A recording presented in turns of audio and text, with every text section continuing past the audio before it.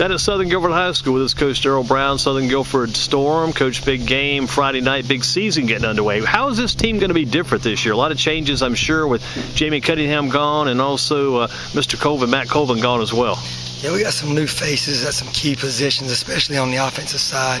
Jamie and Matt, Quashawn Butler were tremendous leaders for us on the offensive side of the ball. And we graduated 8 guys on that side of the football. So we got some new faces and some questions that have to be answered, and we'll start getting answered tomorrow night. Defensively, we return some key starters from last year's team. So hopefully early on, our defense is going to carry us to start with.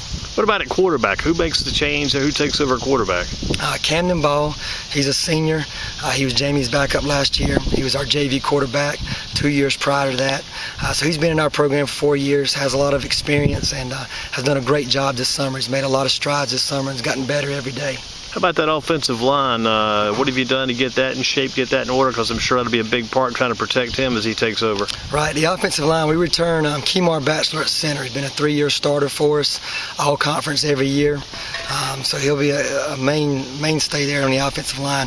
We surround him with guys like Jarrett Mobley, Dwayne Ford, Tijon Diallo, Dontre Price, some guys, Devontae Brown. They all are older guys, so they have some experience playing, but they're relatively new to the offensive line. A couple of them have been defensive starters prior to this year. You look at your running back, Malik Mosley. I know you want to definitely keep him healthy. He's got to stay healthy this year. Do the carries increase for him? I know he had a lot of carries last year. It was a big part of your offense. Also, he used to take a lot of pressure off Jimmy Cunningham. Cunningham could do some other things with Mosley back there. He is an option this year. How do you see his season unfolding? Yeah, Malik's a great player. Has been for us the last couple of years. He'll also be a 3-year starter this year for us and been an all-conference guy every year. We actually ran the football more than we threw it last year, which was surprising to some people. And Malik rushed for right around 1,500 yards and over 20 touchdowns.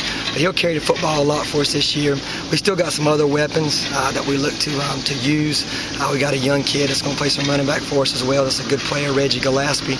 But Malik will be our workhorse. He'll get a lot of carries. He's going to have to stay healthy for our offense to be able to get better as the year goes on.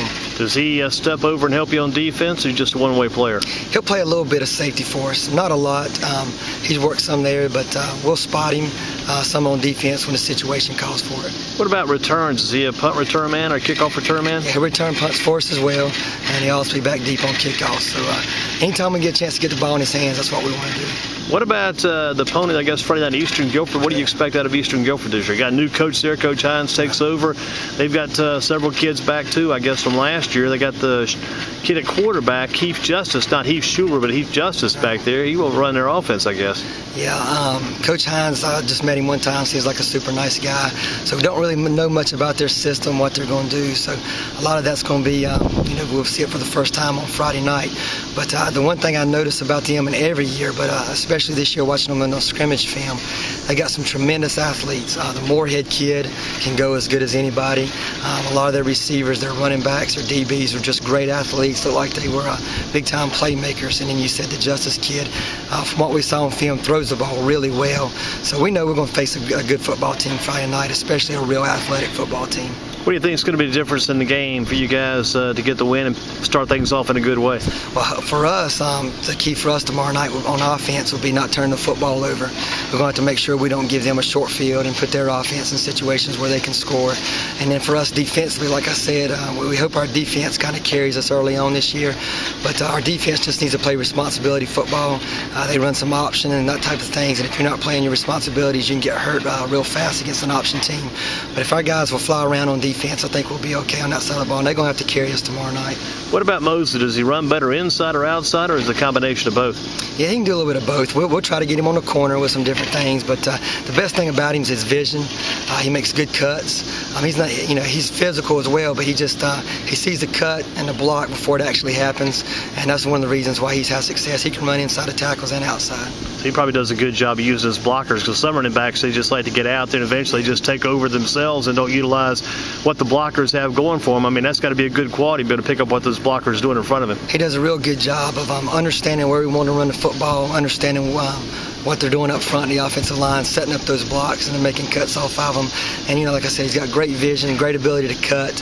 And so it helps him. I mean, he's been a great runner for us the last couple of years. A lot of changes around the football area here, too, at Southern Guilford. You got the new track that's come in and trying to get all things cleaned up, straightened out, and get ready for Friday night. Yeah, it's been a work this summer. They tore up the track, put in a new track. I've done some stuff with our field. We had some drainage problems and that kind of thing. But it's not going to look exactly like we want it to tomorrow night, but it'll be good enough for us to get ready to play on. What do you think if you had to put that one word on the chalkboard or up on the flannel board, whatever, before the game tomorrow night? The kids are studying, getting ready to go out, and they run through the little built-in tunnel you've got there for the team to come through. Before they hit the field, what's that one word you put up on the board before they get ready to go Friday night against Eastern Guilford? One of the things we talk about a lot is just finish. Finish. We want our guys to finish every play, finish every snap, finish every drill.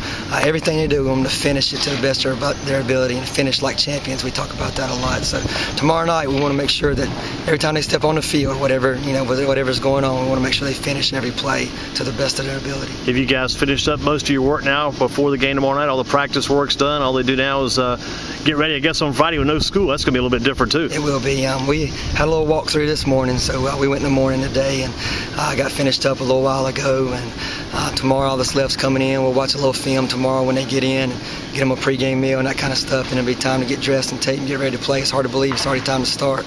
Hard to believe, too, you're going to get 2 games and before school even begins. Yeah, well, I guess we're kind of fortunate in that fact that we're off next week. So we'll play one time and then be off next week and then get back playing against Southeast Guilford week 3. It's going to be a busy year for you, I'm sure.